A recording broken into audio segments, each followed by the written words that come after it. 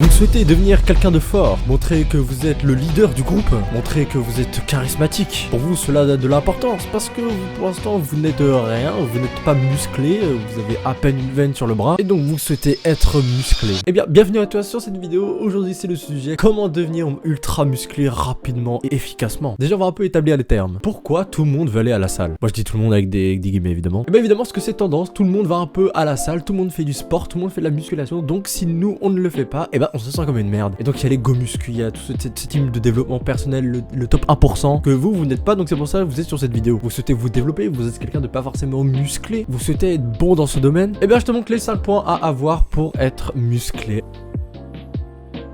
Alors déjà, il n'y a pas de solution miracle pour devenir musclé, mais vraiment en termes de musculation, eh ben, il faut s'inscrire soit à la salle où tu fais de la musculation chez toi. Alors déjà, le premier, s'inscrire à la salle, eh ben, c'est tout simple, tu regardes la salle la plus proche de chez toi, ça peut être Basic Fit, ça peut être n'importe quelle salle, Fitness Park, et voilà, tu t'y inscris. Alors oui, ça peut être cher, évidemment, tout dépend des salles, mais t'es pas obligé de mettre 40 € par mois dans une salle à 20 € par mois, ça fait tout à fait le taf. Et pour ceux qui veulent pas faire ça en salle de muscu, eh ben, je peux vous conseiller de faire ça chez vous. Vous pouvez très bien vous acheter des haltères, vous achetez l'équipement qu'il vous faut. Ça sera toujours plus rentable sur l'année que d'aller à la salle. Vous achetez les haltères, la corde à sauter, tapis de course, voilà, pour ceux qui ont vraiment le plus d'argent. Mais l'important c'est que vous pouvez pas devenir musclé en tant que tel si vous faites par exemple un sport indirectement. Par exemple le basket ou le foot, ça va être très compliqué d'avoir la même carrure que quelqu'un qui va à la salle de musculation, et ça c'est évident. Parce que la salle de musculation, vous travaillez directement les muscles, les autres sports, basket, foot, etc., ping-pong, vous travaillez pas les muscles directement. Vous n'allez pas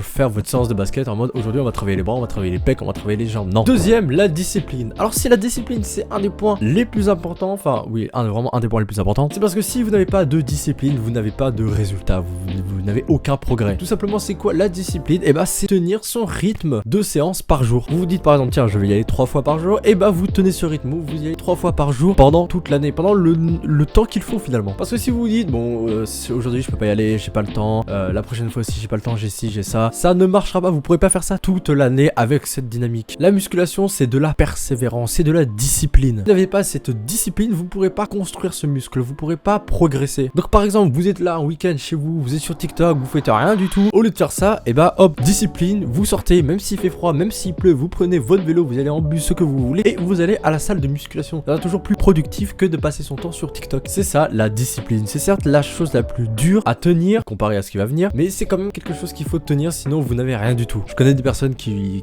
voient par exemple 5 fois par mois, ce qui est que dalle, tu vois. Tu peux pas avoir de réel progrès si tu vas à la salle 5 fois par mois. Il faut que tu y ailles minimum 3 fois par semaine. J'ai un pote à moi, lui, qui y va 4 fois par semaine. Il se lève par exemple des fois le week-end à 5 h du matin pour taper des putains de sprints. Si ça, ce mec, c'est pas un vrai dev perso, faut savoir que plus vous aurez de la discipline, plus vous serez gratifié plus tard. Et ça tombe bien, on passe au troisième point, le plus dur, la nutrition. Alors, ce qu'il faut comprendre, un truc simple, c'est que un muscle se construit à base de protéines et d'autres choses importantes comme les lipides, glucides, etc. Mais la protéine sont la base de tout. Voilà, vous allez à la salle, vous tenez votre rythme de 3 fois par semaine d'aller à la salle, c'est très bien, mais si vous mangez à côté McDo, kebab, ce que vous voulez, ça servira à rien. Moi comme vous, au tout début quand j'ai commencé la salle, j'étais en mode pendant les 6 premiers mois, je mange, je suis jeune, je vois pas pourquoi je changerais mon alimentation, j'avais pas compris le système de hypertrophie musculaire et même le système comment se régénérer un muscle. Alors que c'est la base de tout. Si vous n'avez pas les protéines, vous aurez beau aller à la salle 7 fois par semaine, ça ne servira à rien si vous mangez KFC tous les jours. Le but, ce qu'il faut comprendre là, c'est que pour un muscle, quand vous allez à la salle, c'est que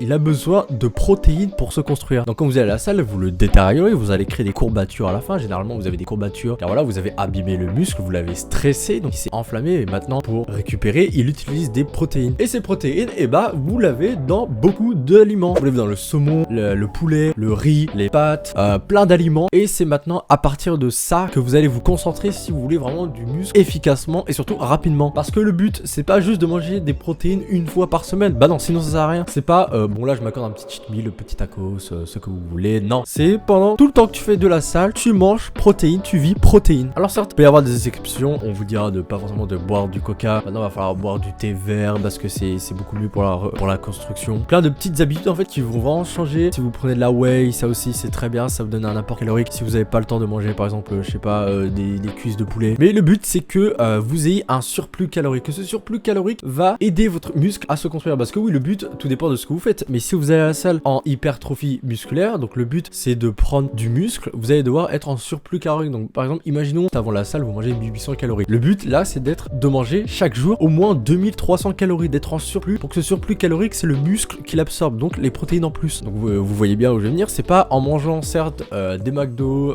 des Burger King qui vont certes vous amener un surplus calorique, mais qui n'amènent aucune protéine. Donc vous voyez tout le calcul, toute la stratégie qui s'amène là dans la nutrition. Donc il faut varier ses plats, il faut pas manger tout le temps du poulet et des pâtes. Il y en a plein, il y a des lentilles, du riz, du quinoa, vous cherchez sur internet, il y a plein même de comptes Instagram qui vous dit quel repas faire. Je sais qu'il y a Manga Workout qui vous fait des fiches déjà faites gratuitement en fonction de ce que vous faites à la salle, c'est vraiment super. Et comme on dit toujours, la musculation en soi, l'entraînement, c'est que 20% de ta progression musculaire, et la nutrition c'est 80%, c'est hyper important. Finalement, si tu fais tes 20% de salle et qu'à côté t'as pas les 80% de nutrition, bah ça sert à rien ce que t'as fait juste avant. Et ça, c'est le plus dur à tenir. Quatrième, il faut être très stratégique. Alors oui Robin, pourquoi tu nous dis d'être très stratégique alors que la salle c'est tu travailles tous tes muscles, hop c'est fait, tu rentres chez toi, petite barre protéinée, hop tout ça. Non. Par exemple, la salle c'est vraiment travailler tous ses muscles. Parce que je sais qu'il y en a que j'en connais qui font de la salle mais qui oublient certains muscles. Et ça peut rendre des choses très bizarres. Donc certains qui vont faire le haut du corps, ils vont oublier les jambes. Donc ça va faire un truc, vous êtes ultra développé du haut mais le bas, bah vous avez rien. D'autres fois vous travaillez un peu moins les épaules, vous avez des gros bras mais les épaules vous avez rien, c'est ridicule. Donc ça c'est pareil, les entraînements, planifiez-les bien, les temps de repos c'est pareil, planifiez-les bien. Il y a aussi la base de la surcharge progressive, donc à chaque fois que vous fassiez, alors peut-être pas à